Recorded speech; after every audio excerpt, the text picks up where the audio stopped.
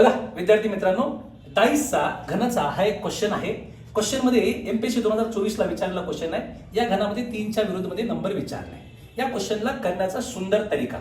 आता इथं one common trick लावू शकतो. दिल्या कळालं की आपल्याला या दोन्ही डाईस मध्ये दोन्ही घनामध्ये कॉमन नंबर कोणता आहे. याच्यामध्ये दिसल्या कळालं की सर या दोघांमध्ये 3 कॉमन आहे.